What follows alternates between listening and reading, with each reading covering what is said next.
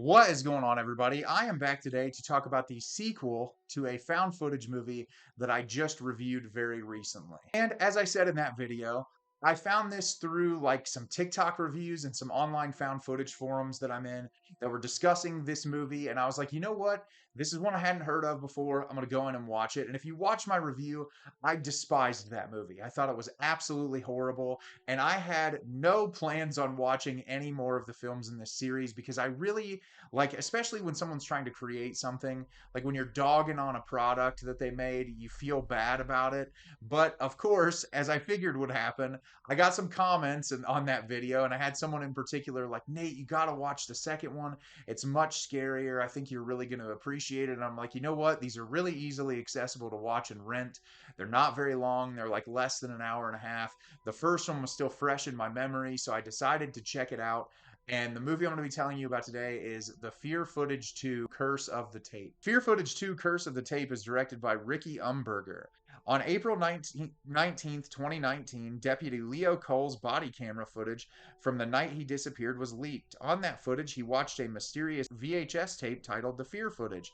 On September 22nd, 2019, a camera was found in Dark Bluff, Maryland, with footage of two missing men who were searching for that same VHS tape. This is that footage. So, like I said, I had no interest in watching this movie. I watched the first one, but when people ask, I deliver. I watch what you guys ask me to. And this is one of those fool me once, shame on you, fool me twice, whatever the expression might be. This was god awful. I'm really sorry. Like these movies, I have watched so many found footage movies in my life. I love the medium. I think it's an incredibly effective way to tell stories, and this is just lazy. Like it's really poorly put together, lazy, sloppy, sort of incoherent nonsense that feels like 90% filler and 10% any sort of content that would genuinely horrify people. I commend the director for kind of abandoning the whole sort of piece together anthology, sort of VHS-esque type of anthology found footage film that he was putting together with the first one. This one trying to like hone in on one location. But the problem is there's not just one simple problem, there are a ton of problems, and I'm going to go into detail with that. And I'll talk about that when I break the movie down for you today. So this is very simply, it's picking up right where the first one left off. You had that police officer, he's in the house, he watches that tape, something happens to him, his body cam footage is recovered, you assume that he is dead. Well, this movie picks up with a guy who we saw in the fear footage tapes that was in one of the segments is recording himself saying, hey, I found this movie called The Fear Footage online. It's apparently like from this town where this horrible tragedies occurred, this cop has disappeared. I was in it, but I never recorded it. And he's like super freaked out by it because there's certain elements of his real life that have been incorporated into it that he feels like, hey, this is definitely an overstep, like really this is just wrong, and he doesn't know how to feel about it. So he tries to track down other people that may have been incorporated, and he ends up finding these two guys who are also a part of one of the segments. And one of the guys wants nothing to do with it. He's like, I don't have any interest. But another one of the guys that, you know, he's got enough of an interest in it to sort of investigate it with this other guy. And when they go to this town, where obviously in the first movie it was this house that appeared out of nowhere, there's no way to really get to the house because it's not really standing there. But apparently there is this cabin that has been associated with the events of the issues that were happening there, and they were able to rent this cabin. Well, the entirety of the film is these two men investigating, can they find this house? Can they find this tape and figure out how were they incorporated into this movie that they never actually were a part of filming? So like I said, this movie is god awful. I hated it more than the first one. There were some people that said this was scarier than the first one, and I just really don't get that whatsoever. There's a couple of moments that I feel like atmosphere building works decently, but aside from that, and those happen in the midway point of the movie, the last 10 minutes is essentially a rehash of the first film. Like it's beat by beat sort of playing out the same kind of jump scares and the same kind of things that you saw in the first movie, and it doesn't really do anything to grow the franchise in a way that's interesting. It really is like you're telling this story that's not all that fascinating, and you get to a point where it's like, okay, it ends exactly where the first one does, and you don't really get anything new out of it. And I'll talk about that, and I'll talk about some of my issues with the movie. First and foremost, these performances performances are god awful. And I understand I talk about so many found footage movies. You can go through my channel of my hundreds upon hundreds of movie reviews that I've reviewed over the years. I have talked about, I guarantee you, over 65 plus found footage movies on here. And I am very forgiving when it comes to found footage. You have very little budget. You have time constraints. A lot of times you only have so much that you can do. But my God, get people that can act. These guys in this movie, and I'm really sorry, they don't feel like people. They feel constantly like they're reading off of a piece of paper, and there's so much repetition in their dialogue that becomes incredibly annoying. I feel like they had the same three conversations the entirety of the time that the film was playing out. And every single time I'm like, we've heard this before. You're not giving me anything new. You're just saying the same things over and over and over again.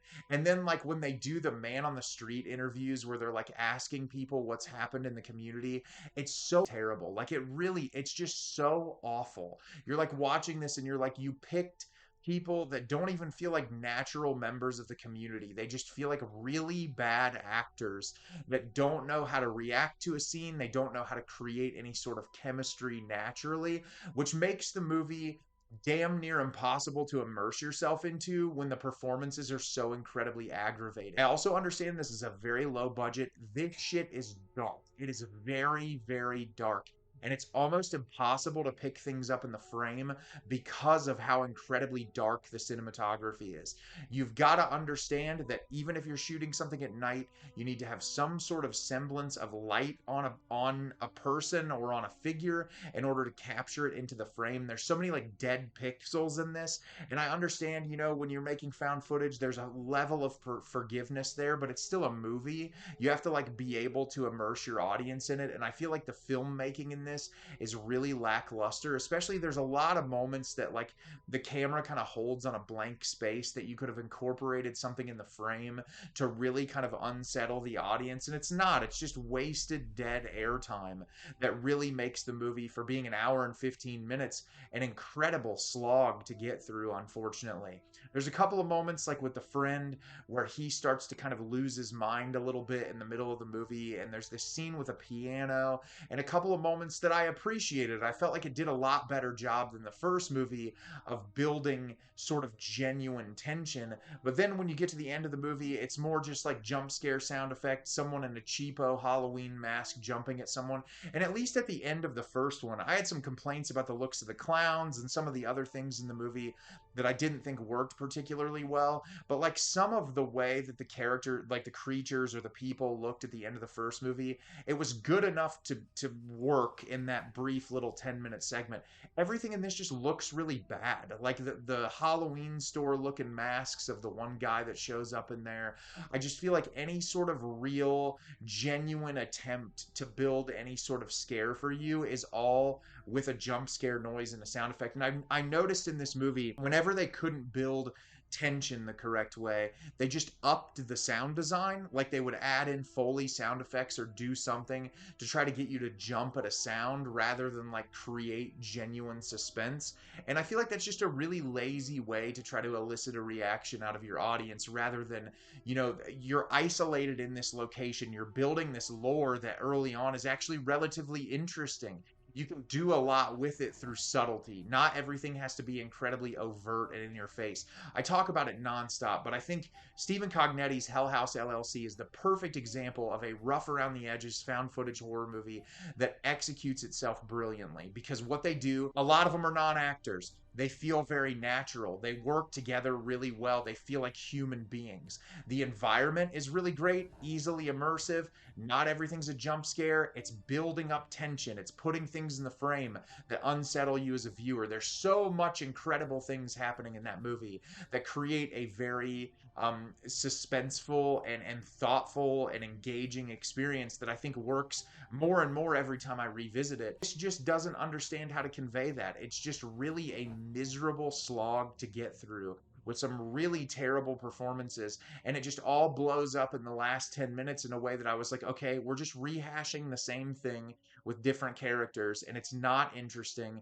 And I really was just ready for it to be over, unfortunately. I didn't find this to be scary at all. I found it to be incredibly cheap. I found it to be really lazy. I found the filmmaking to be really bad. And that's unfortunate because, like I said before, I love found footage. I think it's a great medium. I think you can accomplish a lot of really amazing things not having a whole lot. But I did not enjoy this movie. I've seen the reviews for the third one are significantly worse than the first two, which means I will never watch it. I have no desire to check that movie out.